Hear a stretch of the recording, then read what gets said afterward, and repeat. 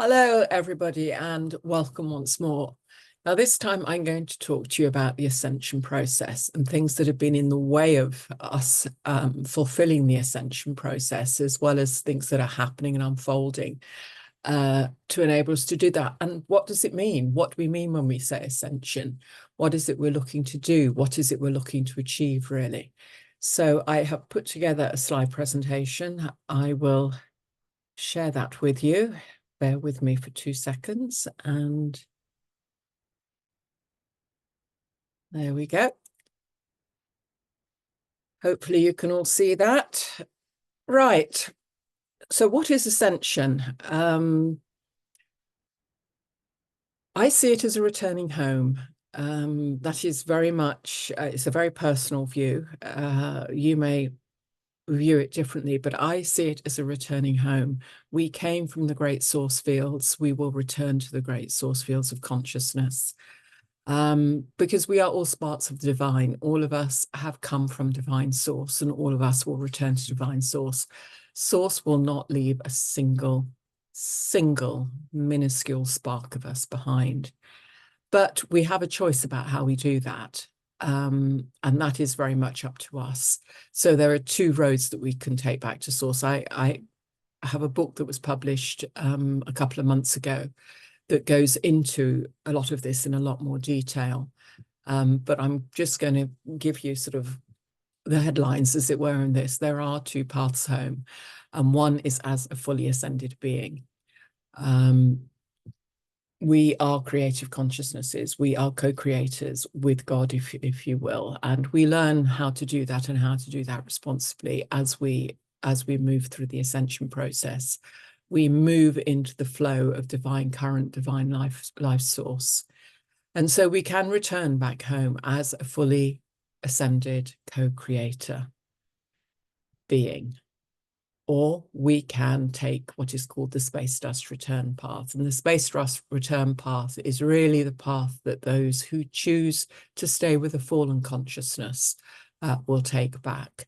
A fallen consciousness, rather than following an expanding upward, expansive spiral of energy, is really following a downward spiral that goes into a deep, tight knot until it can't make itself any smaller and it implodes, and hence space dust return.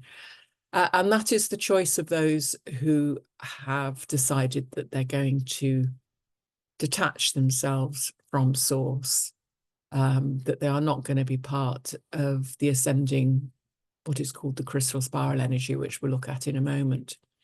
So, it's a choice that we all make, and should make in full consciousness and awareness of the consequences of that. Unfortunately, we have been detached from this knowledge for a long time. So many people are on a descending spiral, maybe not fully aware that the choice they've made to be selfish, to seek power, to keep conflict with other beings going, to dominate, to abuse, to use their greater strength against all these sorts of things. Those are choices that people make, and they're possibly not fully aware of the consequences of that. Right, follow the crystal spiral. Well, as I said, there are two roads back to source. And the crystal spiral is one that has been denied to us for a very long time. Again, this goes back to our histories and what has played out within this sector of our universe, and particularly here on planet Earth. We have been unable to access what is the God source spiral. It's the spiral of energy into this creation and back out. It can be thought of as an out breath, a breathing out of creation, and then a breathing back in as it comes back into source. I think, is it the Hindus call it the breath of Brahma? I think I'm right in saying that. But the energy of source is infinite, and it is eternal. And those of us who are connected to it are eternal beings. We are very digressed here on the earth, and we have been caught in what are called metatronic death physics, I suppose, is the best way of saying it, for a very long time. We are moving back out of that. And if we do our work and we manage to move sufficiently back into alignment with our true selves and our true template, we will be able to reclaim once more the immortal beings that we are. We truly are. So it is a pathway both from and back to source, the crystal spiral. It is the flow of energy into living worlds, not just ours, but into all living worlds, the God worlds, other universes, everything. What we have been living on and with, and we see expressed around us in nature, is something called the Fibonacci spiral of energy. And a lot of you, you may find this information quite challenging. I know some people do who have invested a lot in what's called sacred geometry and understanding the Fibonacci spiral, because it is expressed around us in nature. And the reason why it is expressed around us in nature is basically because that's what we've been living under. But we are moving now into a different life wave, a different kind of energy, should we choose to do so. That if you want to exist on the Fibonacci spiral, go ahead. We live in a free will universe. But the Fibonacci spiral expresses something that's called base 10 mechanics. Now, we are a base 12. At an organic level, we are a base 12 universe. So in order to be made into a base 10, we have been distorted, and there have been artificial energies overlaid upon us for very specific reasons. And again, at another point, I'll go into this because there's a whole history behind it and a whole reasoning of the fallen races behind this. So the Fibonacci spiral, it only adds to the last two numbers in its sequencing, having consumed what goes before it. So it describes a predatorial and parasitical behavior, whereas the crystal spiral builds on what went before. It adds to, it's expansive, it's symmetrical, it moves outwards for exponential growth. So one is inclusive and the other eliminates what lies before it. One is eternal and the other consumes all in its path. And I want you to just look at this point here. This diagram shows the two of them together. And I want you to look at this point here where the two spirals intersect, because that's where we are now. And we have been caught on this false artificial spiral for a long time now. But finally, conditions are right where we can effectively jump timelines and jump onto the true organic energy source pathway in this universe, should we wish to do so. As I say, free will universe, up to you, but I know which way I'm going. So every 26,000 years, there's what's called a stellar activation cycle. And this is not the same as the precession of the equinoxes, although it sort of coincides with a similar kind of a cycle. But a stellar activation cycle is when all sorts of things align at a galactic and a cosmic level. And the universal stargates on this Earth at a multi-dimensional level align with the universal stargates, both within our system and within the cosmos, all align. So the ability to move from dimension to dimension through the stargates, should you be able to do so, and you need certain codings, certain blood lineages and codings in order to do that. And when we eventually come to talk about Templar mechanics and stargates, I will share that with you, exactly who the bloodlines are and why we are so attractive to fallen races, because we have it and they don't, basically.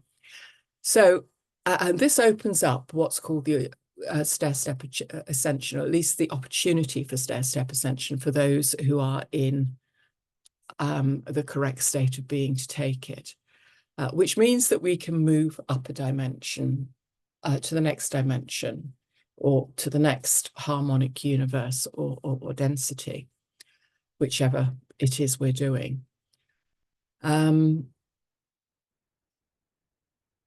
That doesn't mean to say that there's not the means for those who are kind of like maybe moving at a faster pace than the collective to actually achieve ascension within the 26,000 year cycle. There have been means put in place for that, for those who really are doing their work and concentrating very hard on the process of getting back to true self. But this is a collective event. It is something where the collective can take take part in it. And we have been kept very ignorant of this, deliberately very ignorant of this, because if you had a load of animals that effectively you had corralled on a farm who were very useful to you and you were effectively living off, you wouldn't want them getting out, would you? So you wouldn't tell them, here's the exit. And, you know, you can do this every 26,000 years, etc., etc. So we have very deliberately been kept ignorant of all of this. But the time for that is ending. The time for that is ending. I'm very pleased to say. So we're actually currently in a stellar activation cycle. We're actually in the last phases of it, and there's been a whole process that's been going on for the last, I mean, you would have had to have been hiding under a stone really to have missed it, haven't you? But really since the year 2000, there's been a lot going on. And it kicked off big time from sort of 2012 onwards. And the last 12 years have been just an incredible ride at so many levels. I have put out a YouTube video called, what have I called it? Something about the earth has made the shift or something along those lines. So you can actually sort of see the process we've been through, because I'm not going to go into detail on that at this particular moment. So stair-step ascension has been impossible for us to achieve for a very long time. So this opening up for not just us, but the planet to take this step is a really, really big deal. It's a really big deal. And I can't tell you what's gone on behind the scenes. Well, I will tell you at some stage. I'll share it with you. But there's been a huge amount that's gone on behind the scenes for me to be able to sit here and just say this to you. As I said, we've been denied access to the crystal spiral life force for thousands of years. And we have really been living in a fallen reality field that has been overlaid over our organic time matrix. I showed you the Fibonacci spiral. This is another expression of it, what is called the phantom matrix. It's an overlay that anchors in up to about the 11th dimensional level. It can't go beyond it. The fallen consciousness cannot get to the 12th dimensional level, the 12th frequency level, what's called the Christos current level. But they have anchored in a shadow universe, a phantom universe, which became overlaid on ours and distorted this 12 base templating. This is our base morphogenetic field, not just for our universe, but for every structure within it, including us. And they have twisted us into this false template. And it's had a lot of consequences, none of them good for us. We're moving out and away from this now. And the consequences of what they have done has meant that free will evolution, the ability for us to make a free will choice, has been denied to us.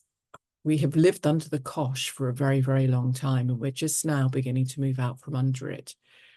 The eventual plan of the fallen races was to pull totally this whole organic template fully into this in such a way that there would never be any escape from it. We are past that. That is the good news. I really do need to say that. That will not be happening because they use a lot of fear in order to try. I mean, they've just flooded the airwaves, particularly in recent times. If you think about the last 2-3 decades, it's just been fear porn after fear porn after fear porn, and the last few years in particular, just appalling. Because if they can keep us in the lower dimensional levels, They can stop us being able to make this movement into higher frequencies, and they can stop the planet also, because the planet contains the collective frequency fields, as it were. They could stop the planet, and they have tried very, very hard to do that. Now, there's been a lot of help that's come in to ensure that we've been able to get past that, and I'll talk about some of that in a moment. As I say, you know, it sounds rather scary,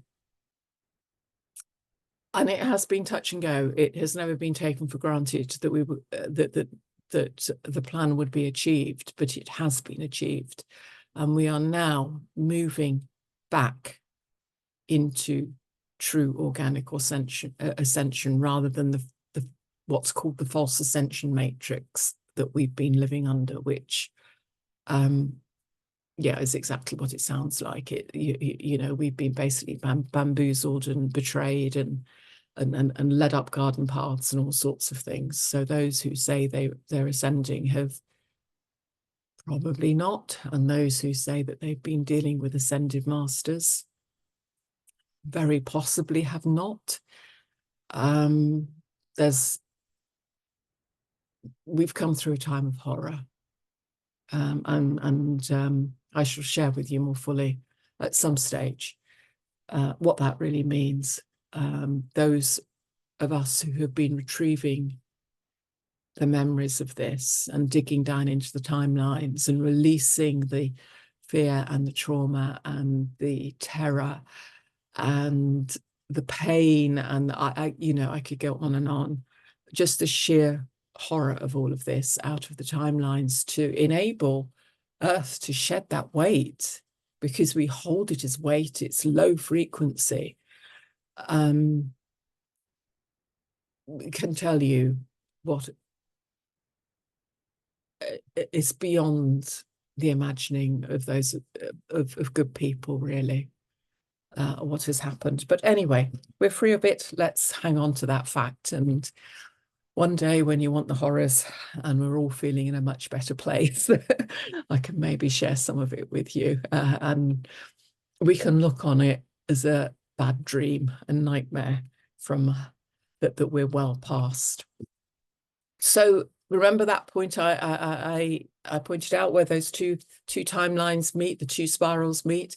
This is what's called the bifurcation of timelines. This is the point where the crystal spiral and the Fibonacci spiral meet, and it is a choice point. It is a choice point. Now, for most of us, you know, most of humanity are good people. You know, they work to help others. They come from a point of love most of the time. And so effectively, you know, the choice is already made. They know that they're following, even if they haven't consciously, because they're still not particularly awake or aware at some level. Their higher self will have moved them onto this higher timeline. The fallen races, well, they've got to make the decision that they're going to connect back into source frequency and source energy in order to move into the higher timeline. Otherwise, they'll stick on what I call the road to hell. I call this lower timeline the road to hell, because it really is a road to hell. And eventually, at some point in the future, it's going to lead to space dust return for those who are intent on sticking with it. And this is, you know, as we have shifted frequency fields, and this opening of the two timelines has opened up. It's been, I mean, I'm not alone in this. A lot of people have been talking about this for quite a few years now. It's become apparent, possibly for, you know, maybe the last 5 years or something like that, and very slow and gradual, this sort of polarizing, as it were. We've seen it in the outside world, the world around us, huge amounts of polarity coming in.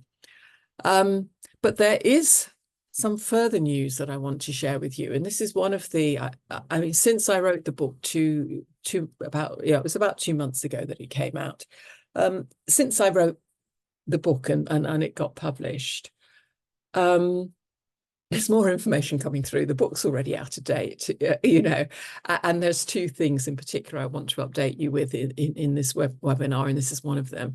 And I've been looking at this and kind of like feeling into it for a wee time now, but it's possibly only been in the last week, 10 days that I've really been able to sort of grasp more fully what this is about. So, you know, I'll be honest with you, I haven't entirely worked this out, but I wanted to share it with you because I actually think it's important that we have an understanding of this. There is a trifurcation opening up. And what does that mean? That means that there is a third potential timeline opening up. So there's the ascending timeline, the descending timeline, and there is what we will call, for want of something better, the third way, which lies somewhere between the two.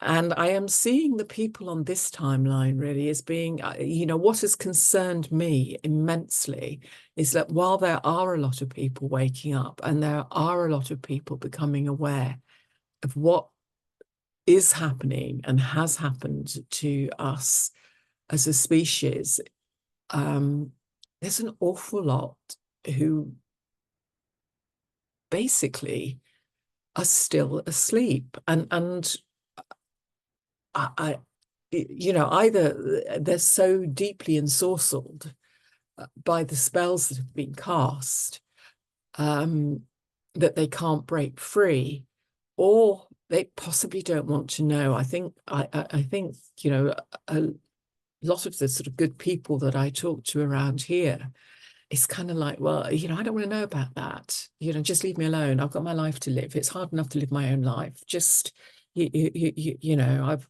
got my family and I got my friends and I have to go to work and I got my bills to pay, and that's enough. I don't want to know about all of these, what are, you know, they've been termed euphemistically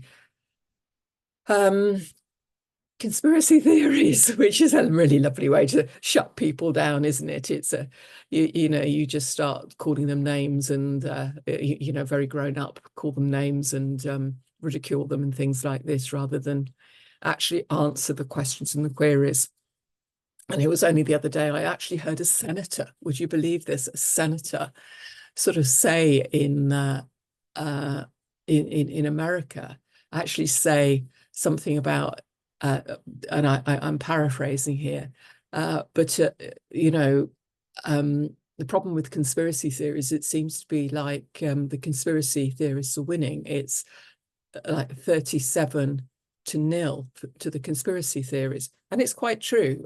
All of the so-called conspiracy theories that people have been beaten up about, it's been nasty, very nasty. People have lost jobs, they've lost friendships, they've lost family, they've lost reputations, you know, over the trashing that's gone on. But actually, they've all turned out to be true. Who knew? Not that the media is reporting that, but there you go. So yeah, it's the people who really are unawake and unaware who are potentially on this timeline, and really it behoves us who are more awake and more aware to really move or help them move onto the higher timeline, because I would hate to see good people end up in a no man's land, really, because that's what it potentially is. It's a no man's land. It's not the higher pathway and it's not the road to hell, but it really isn't, you know, it's more of the same of what's going on here. And who wants that? You know, there's a golden age waiting for us. There's a new earth waiting for us. Let's all claim it. Unfortunately, there's an awful lot of people that just are totally unawake, unaware, or have been told it's just a fairy story and they believed it. So yeah, we all have work to do at this level. I'm going to bring this little diagram in again, just to remind you about multidimensionality and the fact that we are multidimensional beings. I will probably use this in a lot of the things I talk to, because it is important that we actually do think of ourselves in this way.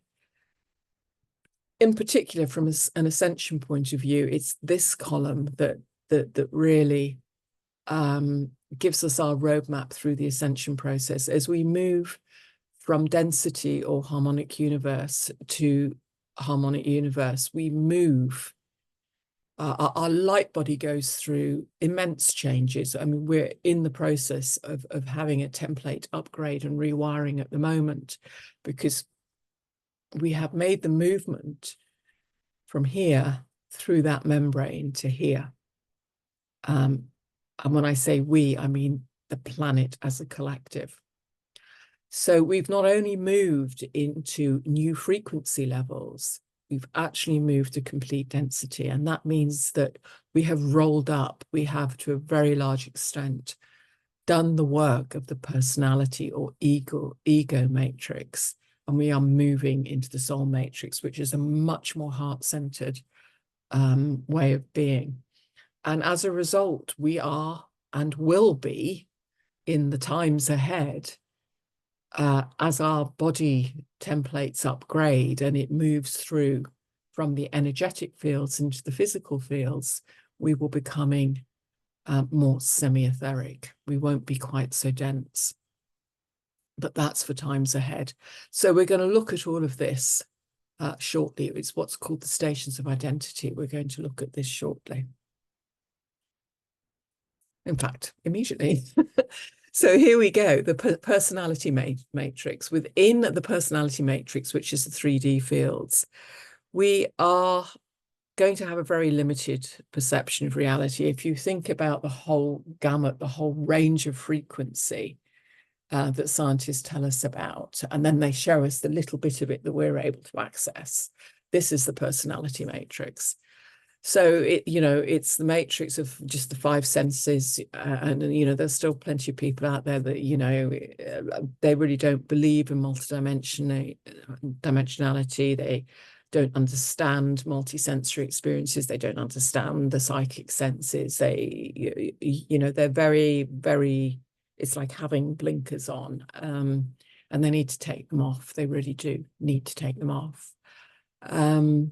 It encompasses the first 3 chakras. If you remember, if you've watched the multidimensionality webinar, if you remember from that, each chakra refers to a dimensional level. So the first 3 chakras are the first density. So it encompasses those. And it's more about the mind. It's a more mind-based way of being. It's a more about IQ. IQ is valued over emotional intelligence. And we are moving out of this now. We're moving into the soul matrix. In fact, a lot of people, have fully started to embrace this. And it's the first level of awakening, true awakening back into who we really are. Here we're going to be engaging first through the heart and then the higher chakras, and really developing that heart intelligence, bringing the mind under the control of the heart rather than the mind controlling everything. And it's where ego will give way to higher will, and the higher up we get, the more true this becomes.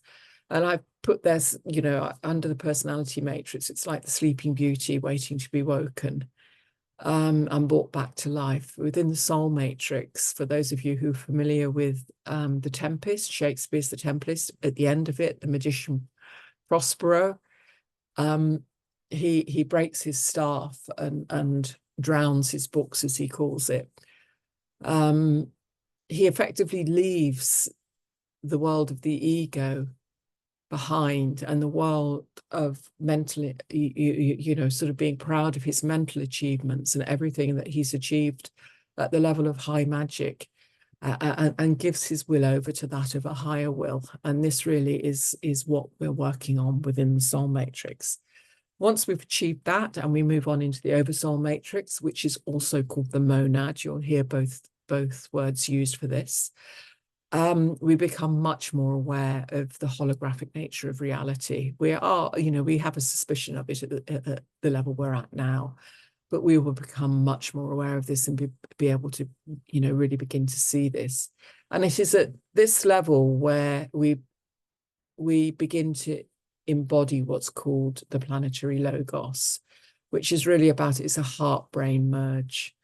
and we're giving ourselves over to that higher understanding of all is one, that the total interconnection of us with everything else.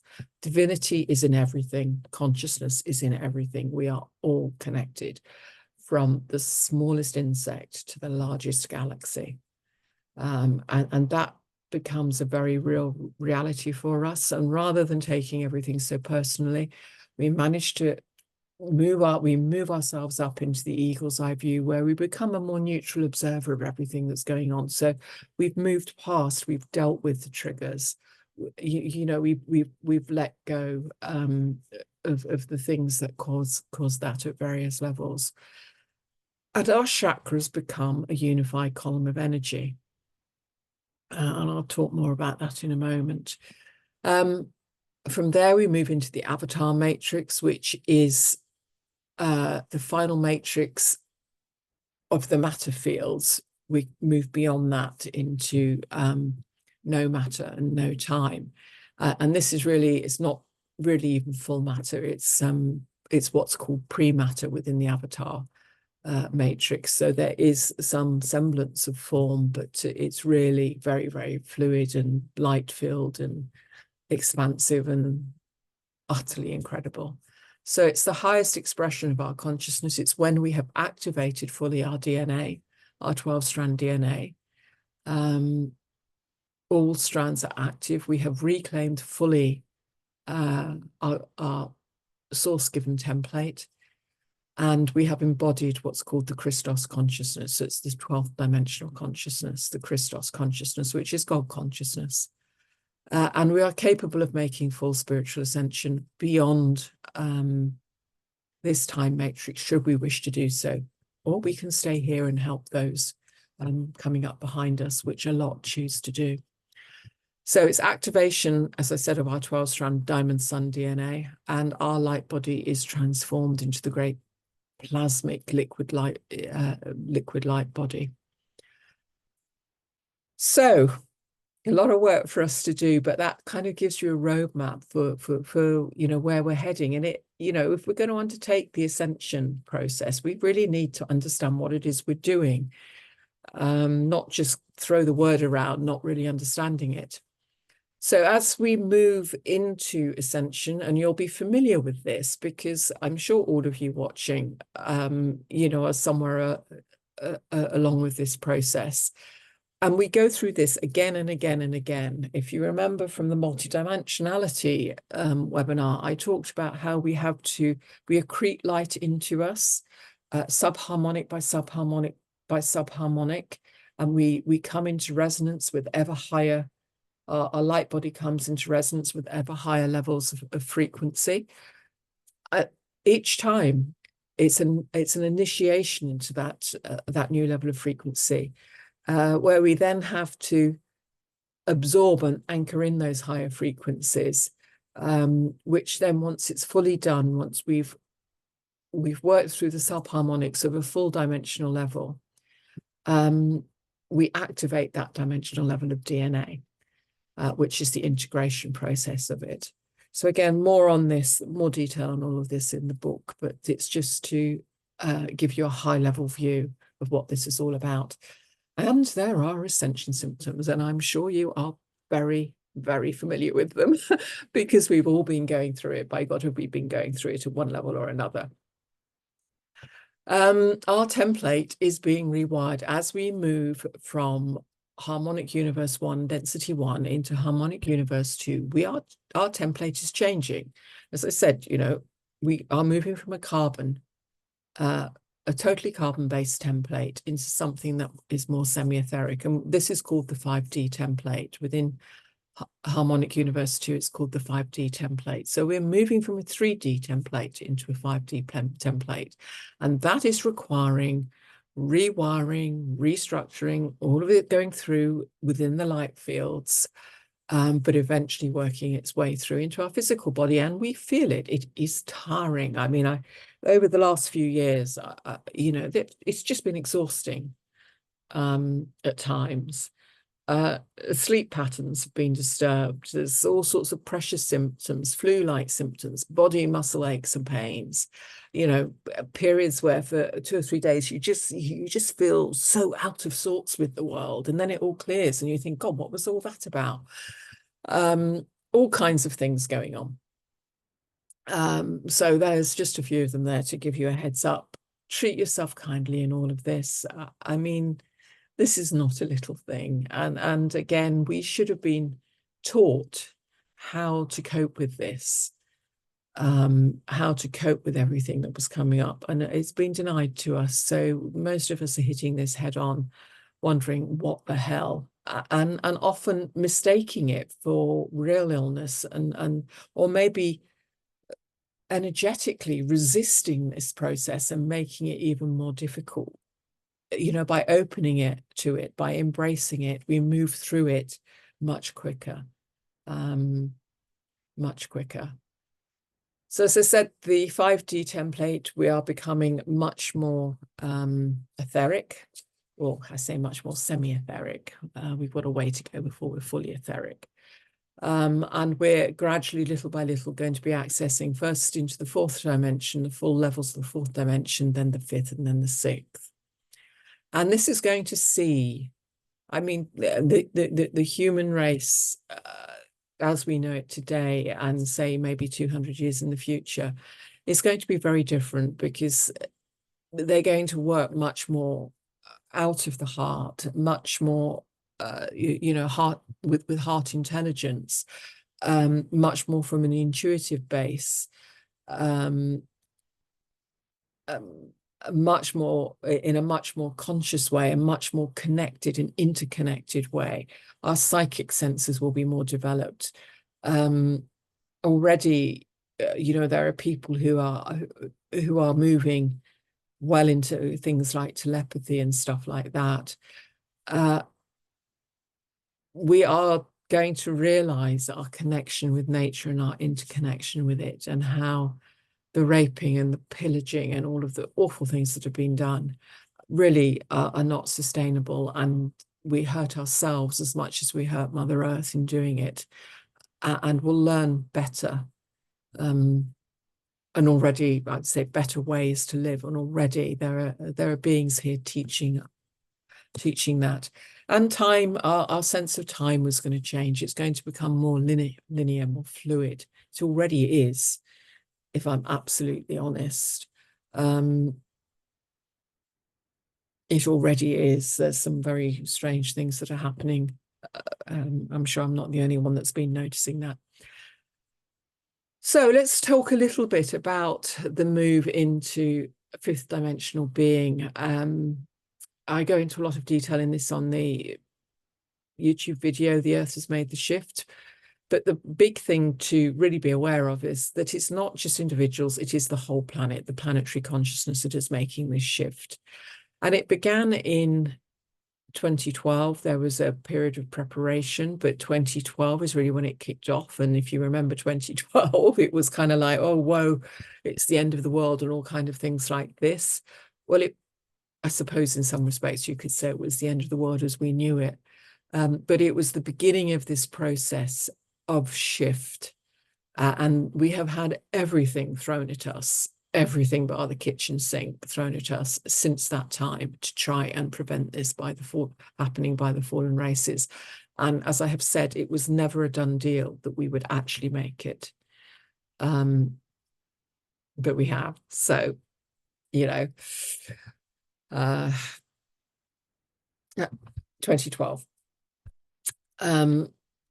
What Earth needed to do is she needed to accrete into her, she needed to raise her base threshold frequency, the whole planetary frequency, not just a few people on the planet, but the planet herself had to anchor in higher frequency levels in order to be able to match resonance with the lower levels of the 4th dimension and make the shift. She would never have made the shift if she hadn't achieved that. And it was never a done deal that she would achieve that. And there were 5 years in which to really do this. And that's one of the reasons why we see so many star seeds, so many what are called indigos and things on the planet, and I shall talk about them shortly. So we've had 5 years to do that, and we managed to get the planetary frequency up to a level where we could achieve what you might call liftoff, a bit like a rocket has to really fire itself up, and get its engines really revving and going to get enough energy to sort of shift it off the launch pad. That's what we've had to do, and we achieved it partly because there's been a massive cosmic plan to help us do this. This is not happening in isolation. There are so many races, not just from within this universe, but also from without, who have been cheering us on, and much more than cheering us on. They've been here, boots on the ground. They've been doing really the majority of the hard lifting here, helping to ensure that higher frequencies can actually be held within the planet, because the planet and also our own templates were so digressed.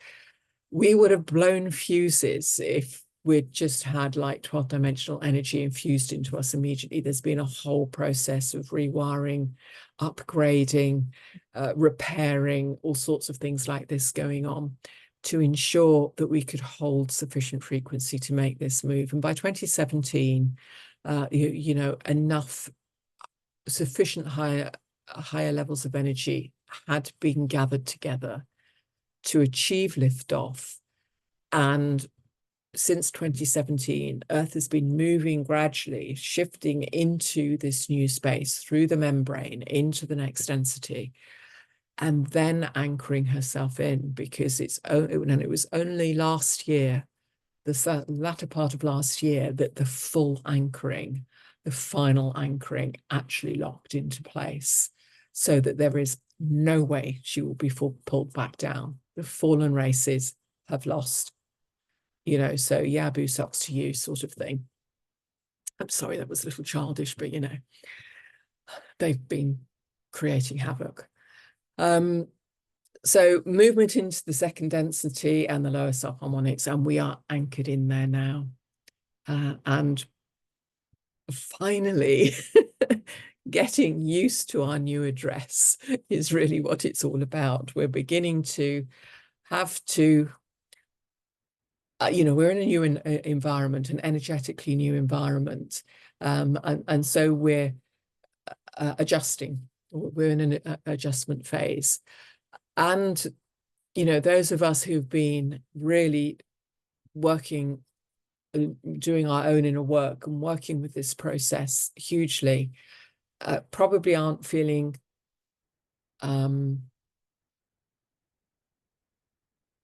very bad, shall I say, from this, although from time to time it's like wham, something else comes in, and for a few hours you feel like you can barely stand upright as some more rewiring goes through the fields.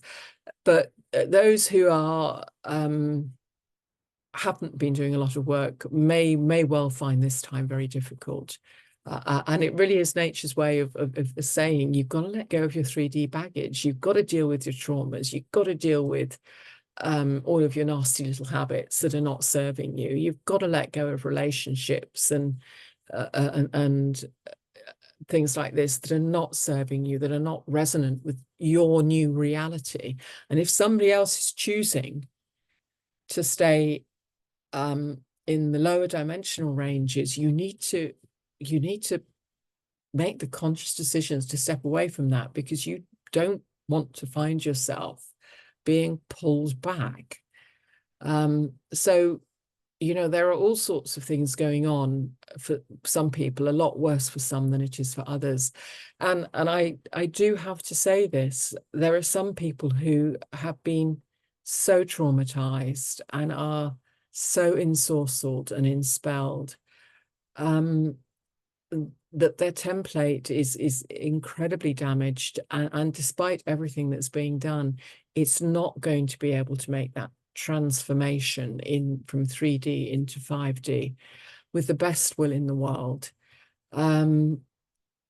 So we will see people, good people, effectively laying down these bodies, you know, the 3D bodies, and being born back in to pick up the 5D templating, free of all of the baggage that they're decreted to them. You know, we are eternal beings. Please remember that we are eternal beings. So it may seem awful, but we will meet them on the other side. Have no doubt about it.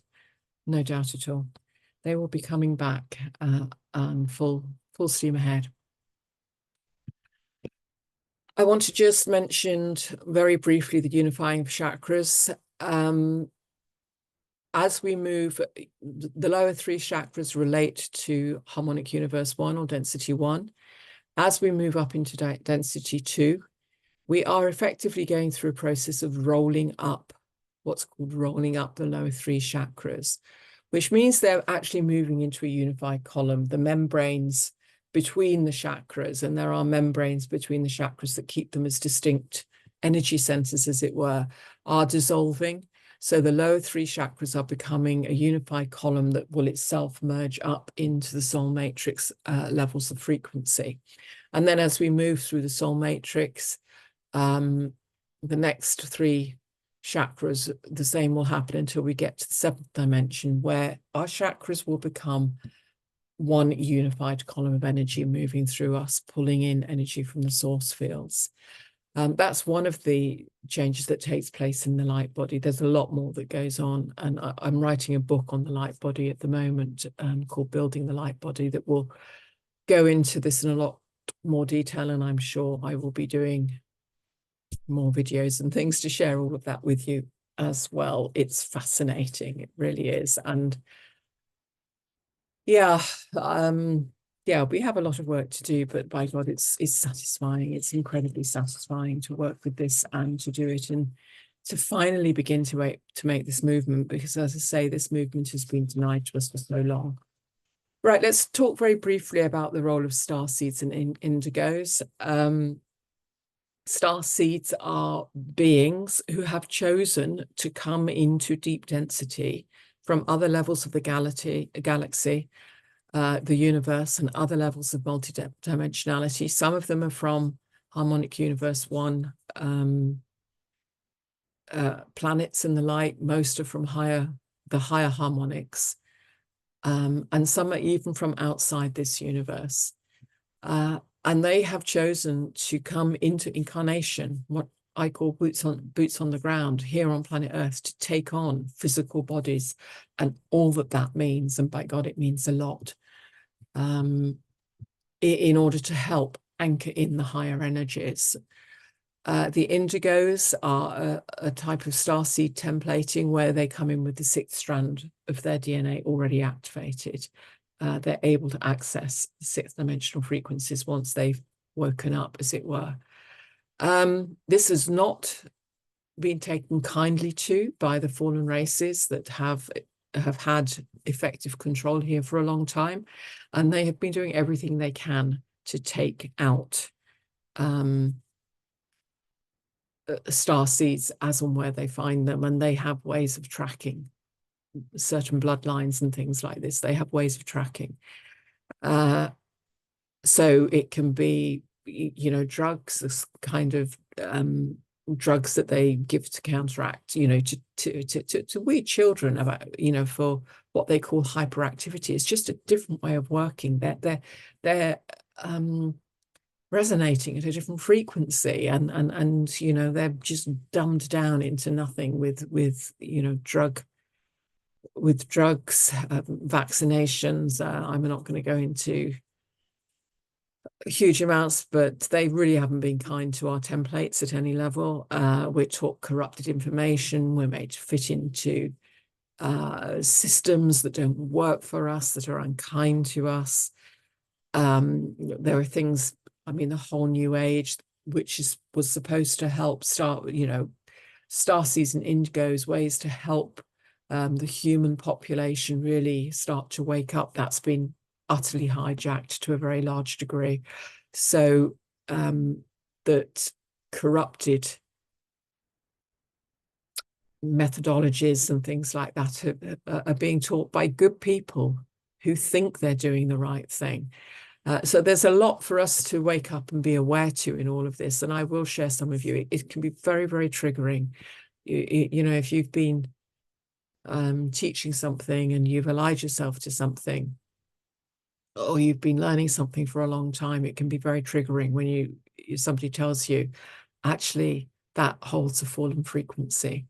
But we need to. I've had to do this. I've had to let go of a lot of what I thought I knew. I've had to just let it fall away because it was corrupted. It was mutated. It was distorted information.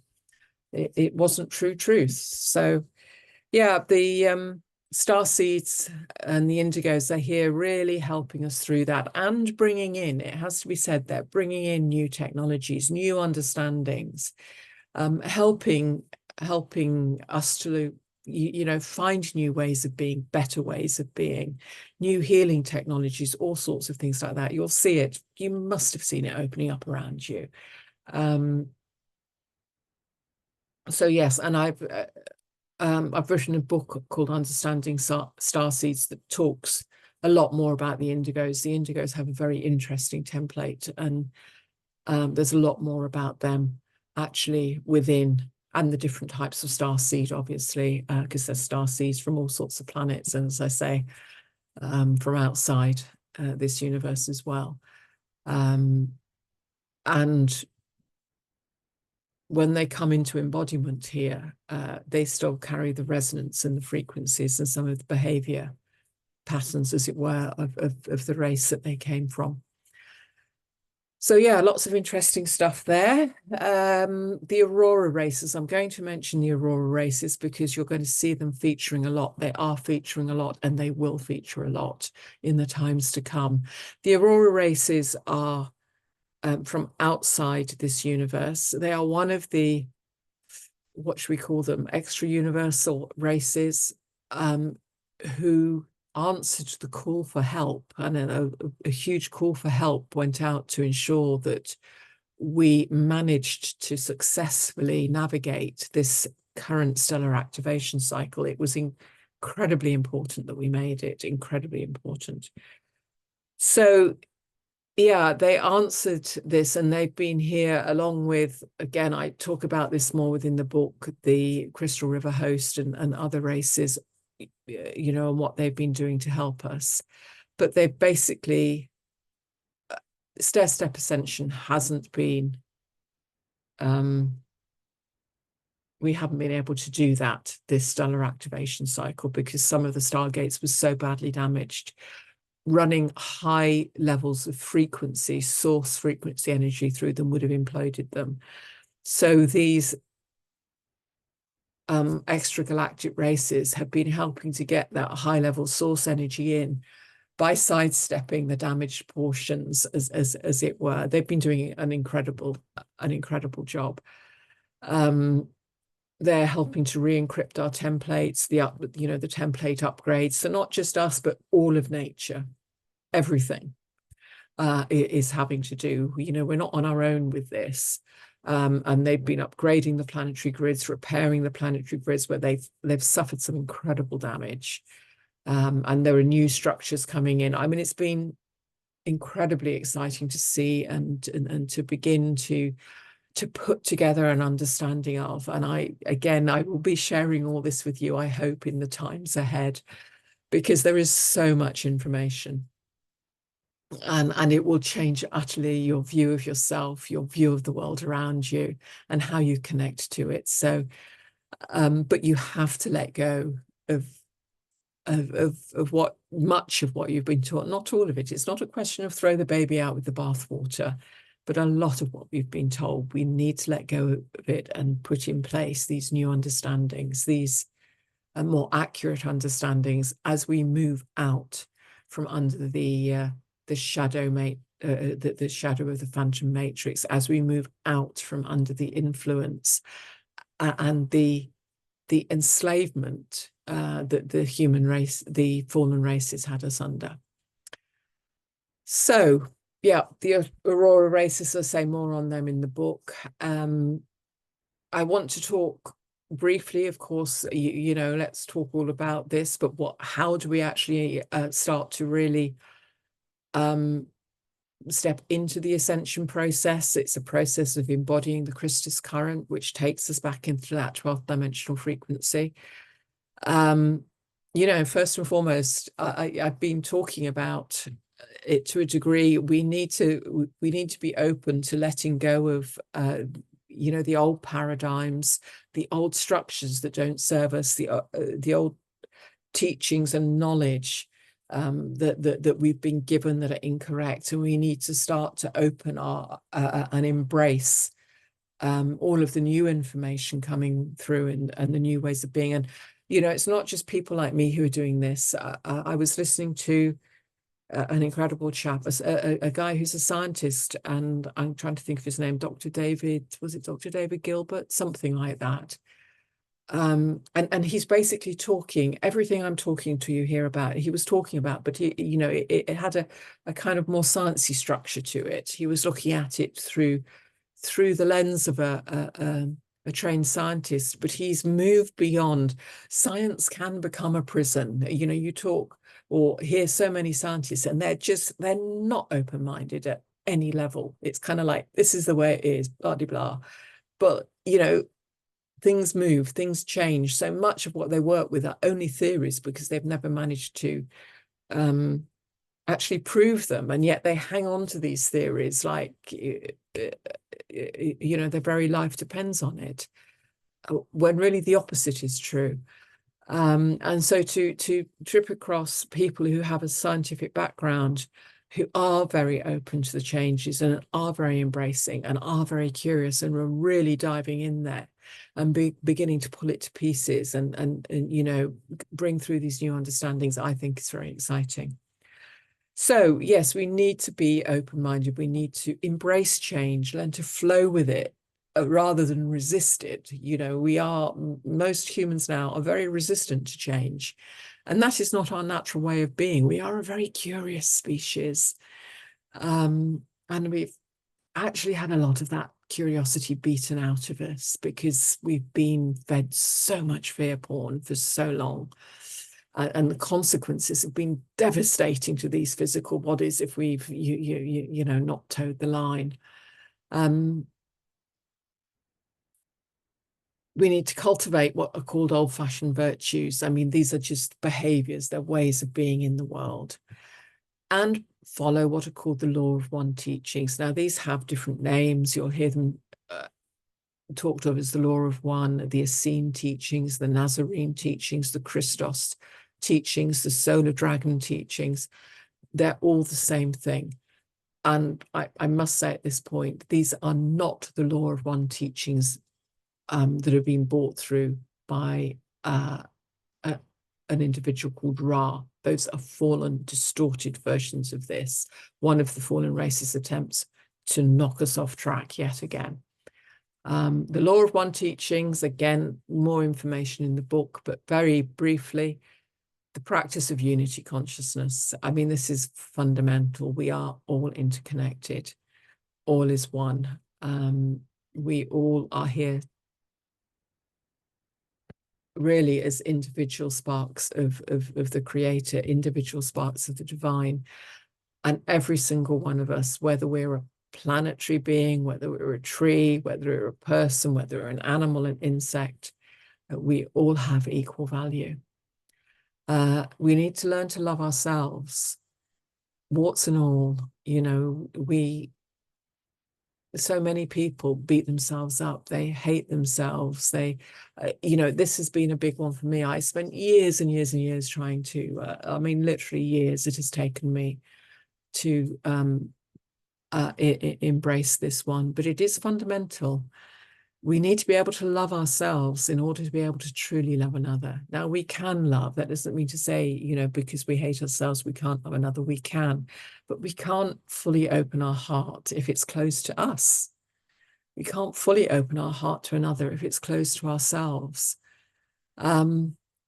equally, we need to love the earth and everything on the earth, every being on the earth. And that's, you know, that there's this huge opening of the heart and this huge upwelling of connection, connectivity and compassion for all beings and where we're at and what we're struggling with. And, you know, we're all just trying to find a way through this and trying to understand it.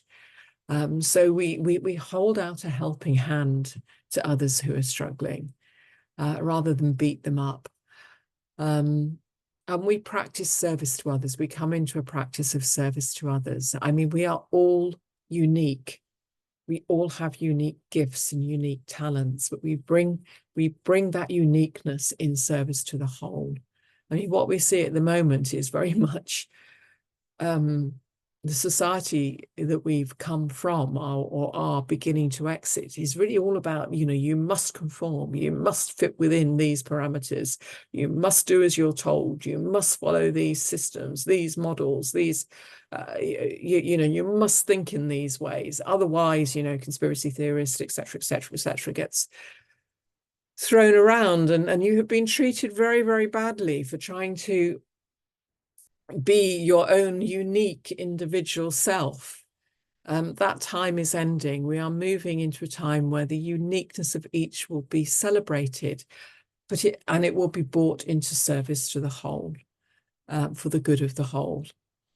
Obviously, we need to practice consciousness expansion. I talk about that a little bit within the multidimensionality webinar that I did relatively recently, about a month or so ago. Yeah, I mean, that's just, again, the more we expand our consciousness, the more we begin to, you know, work with and resonate into the higher frequency levels. And then the practice of responsible co-creatorship. We are co-creative beings. It's a big responsibility. And you will not move into these levels until you have done the work that is needed to make sure that you will handle this power, because it is a power, this ability responsibly and in a way that doesn't damage. You know, it's in service to life. This creative ability is in service to life. So yeah, some things to think about there. Now, this last bit, we are almost at the end, I promise you. But this last bit is the second new thing I really wanted to bring in. And this came in just before Christmas. And oh my goodness, I can't tell you. There's been an awareness of what's been opening, but I only fully managed to put it together and really understand it literally just before Christmas. And it changes. Well, for me, it changes so much because it's opened up a new pathway home. And when I mean home, I mean all the way home. And the only reason this has happened is because the planet has made that movement and has anchored herself into the next level of frequencies. And as a consequence of that, the higher frequency levels that have been coming into the planet, and the planet has been running through her grids, has activated something called the Emerald Heart Network. Now we have had a dormant Emerald Heart crystal within us. It is igniting for a lot of us and will ignite for others in the times ahead. And there is a planetary emerald heart, a network of emerald hearts within the planet, which once they start to ignite within us, they ignite within the planet itself. And then at the universal level, again, another system. So it interconnects from the micro to the macro, as it were, within us, the planet, the universal level, and then up into beyond that, into the cosmic level.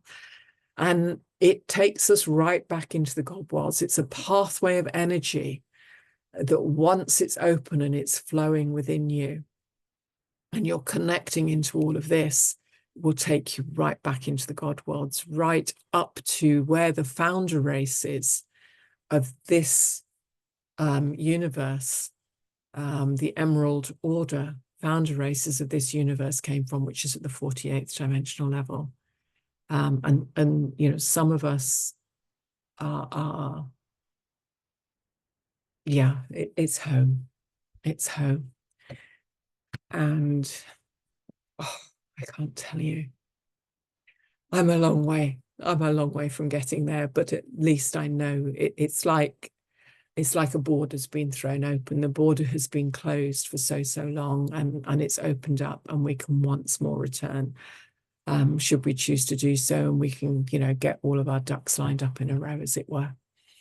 And what it's also is enabling us to do is to run once more what are called rainbow roundtables. And the rainbow roundtables are bringing the Christos frequency, the 12th dimensional frequencies, into the planetary grids.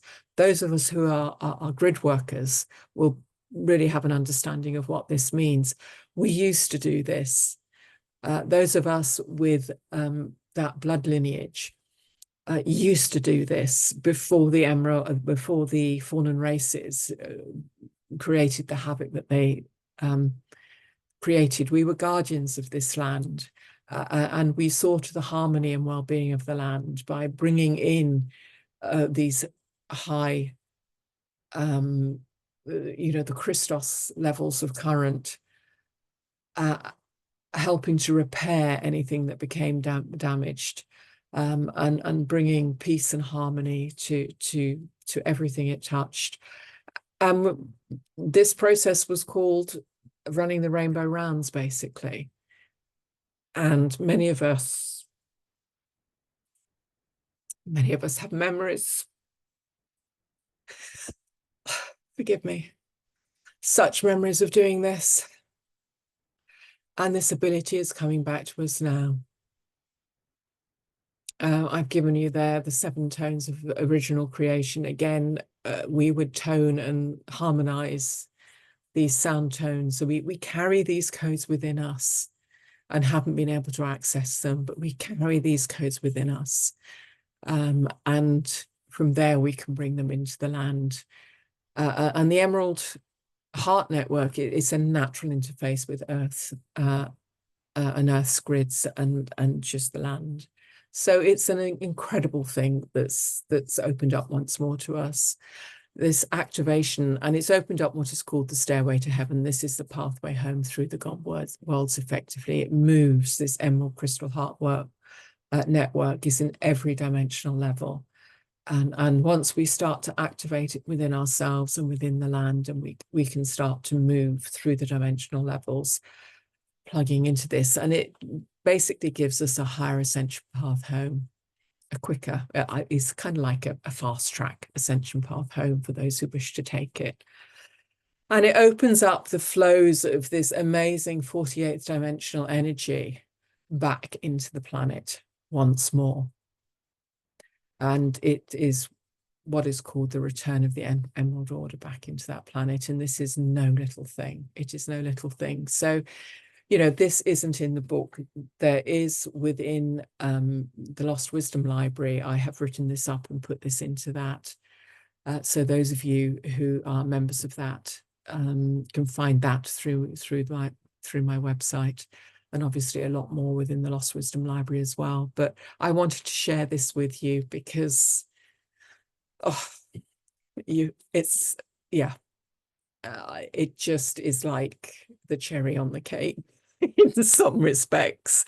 And it came in after I'd finished writing the book, so I didn't want to not share it with you. Those of you who, you know, there's a lot of information in the book I haven't been able to share with you here. And of course, this isn't within it, and I didn't want to miss it out. So yeah, the book itself is available through Amazon. Please, if you read it, you found it useful, please leave a review, even if it's only a short one, because it matters. With Amazon, it really matters in getting the book noticed. As I said, there's a lot more information on all of the things I've talked about and more besides within the Lost Wisdom Library, and I keep adding to that as my understanding of things finally coalesces and starts to crystallize, you know, so that I can be articulate about it. Because you're pulling through information streams, and there are times it's like you've got this giant jigsaw puzzle and you don't have a picture. So trying to work out where all of it fits can sometimes take a little bit of time. But you know, what I've managed so far is in the Lost Wisdom Library, and I am continuing. I can't write fast enough. You know, I know a lot more than is in there, but I just need time. I need time. And it's such a precious commodity. I will add more into YouTube. I will do more YouTube shorts again, as and when time allows. And I am on Facebook, sort of. I don't do a lot there, but anyway, just to let you know the various ways that you can find me. I will be doing, hopefully, regular webinars. You can keep in touch with, you know, when they're coming through by joining on to my mailing list. And again, you know, the normal provisos. If you've enjoyed this, please like the video, please join my YouTube channel, please subscribe to the channel. And whatever you do, understand that we're at an incredible moment in time. You know, everything is opening up before us. Everything is opening up before us to help us move once more back into the fully ascended Christos beings that we truly are, to reclaim fully our 12-strand DNA, a fully activated diamond sun template. It's beyond the comprehension of most what that really means, but it is within our grasp once more. So I well, thank you for your time, and I will see you again. And if you have, you know, queries, by all means, either drop something in the comments or email me. You can email me easily enough through my website. Thank you for listening. Goodbye.